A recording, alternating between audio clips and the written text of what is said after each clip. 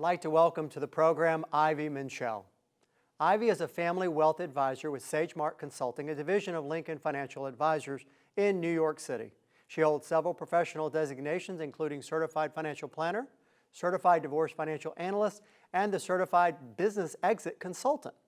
Welcome, Ivy. Well, thank you, David. Thank you for having me. It is my pleasure. I really want to take advantage of all those credentials and your experience working with business owners to talk about some of the big challenges that business owners face as it relates to their finances. So, what are the big ones? Yeah, there's a lot of them, right? Yeah, bring it on. All right, so what are some of the most common financial challenges or situations that the owners need to plan for? You know, I think first and foremost, an owner really needs to plan for the unexpected. What if something happens to them? How would that impact their family, the business, of course, themselves? So they need to plan for whether it be death. Nobody really wants to talk about death, but plan for death, disability. If they have a business partner, if they're married, they should plan for divorce too, because chances are their partner is not going to want to be in business with their ex-spouse. Well, we have the statistics about divorce in the United States, right? There was something like 50% of marriages end in divorce. Well, that cuts across all parts of society, and it's easy to argue that business owners, their jobs can be stressful, and there can be a lot of dynamics and things that can affect that. So, tongue in cheek, a lot of business owners might say to you, Ivy, that sounds good. How do I plan for the expected if I don't know what to expect? Right. So this is a matter of just identifying the things that can happen. What events they want to plan for. And then what do they do about it? What can they do about those things? So we can take each one if you want. And the big one I think that is very much overlooked is disability. Correct. They wake up in the morning, they've had some sort of health event, they can't talk, they can't move. What better be in place for them?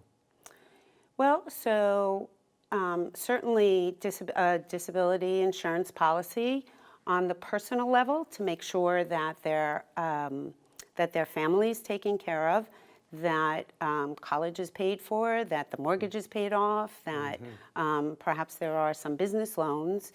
And also on the business side, there could be, a disability buyout policy. Okay. So that their partner doesn't have to work with somebody who's incapacitated, and at least that party is taken care of. Right. And in the meantime, you can make sure that the lights are still on, the rent's being paid, the phones are working, although people don't really use phones anymore. But, the computers are on. Yeah. So you want to make sure that you're protected from that perspective. Like a business overhead disability policy, something Correct. like that. Okay, Yes, good. exactly. Good. What about the other one that, of course, people are a little more tuned into, which is life and death? Life insurance? Life insurance, and that too can be a personal policy.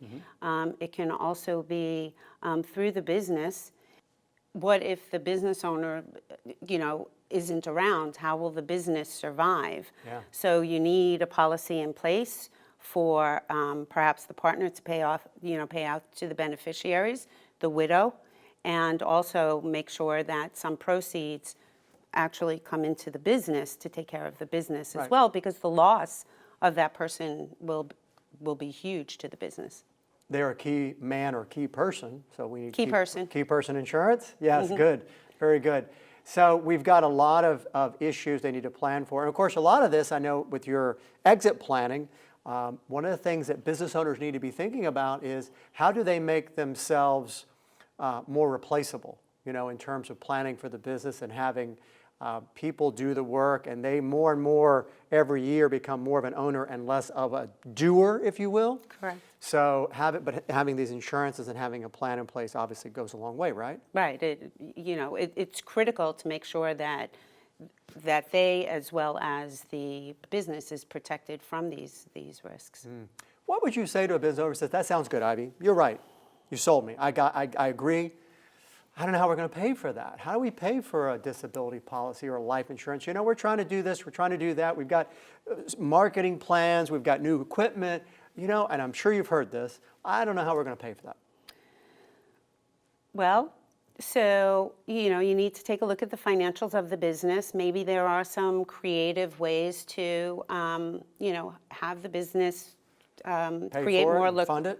create more liquidity so that they can afford the policy. But if something, I know so many times, and this happens all the time with insurance, people think they can't afford insurance. The reality is, you only really, the only time it becomes inexpensive is when you actually need it, Yeah, right? yeah, So yeah. you need the protection.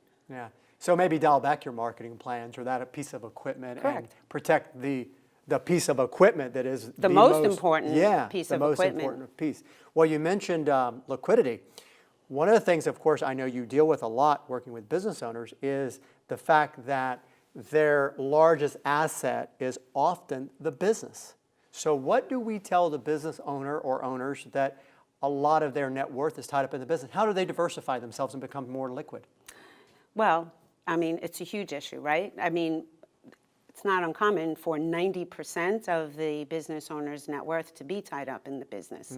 So, they need to diversify first of all, they're illiquid and they're not diversified. So you need to diversify your assets, and whether it's in addition to your primary home, a second home, maybe an investment property, which that can also help diversify your income source, but Sure. that's a story for another day. Yeah. And traditional securities, stocks, bonds, mutual funds, exchange-traded funds, as well as, maybe less traditional investments like hedge funds or private equity or precious metals, things like that. And also an insurance portfolio too, because insurance can help create liquidity. It can give you diversified income during retirement. So you really want to diversify and make sure that all of your eggs aren't in one basket, right? Yeah, and also, variety is the spice of life. it is, and also it's okay for some of your financial assets to be boring. Cash is king. Cash is king. We need liquidity, and that's a big challenge for business owners. All right, excellent, Ivy. Ivy Menchel, thank you very much for sharing with us on business owners. Thank you, David. Thank you for having me. Yes. If you would like more information about the topics and our guests featured in this series, please visit our website at PlanStrongerTV.com. Also, if you have a question you would like David to answer, please send it to questions@PlanStrongerTV.com.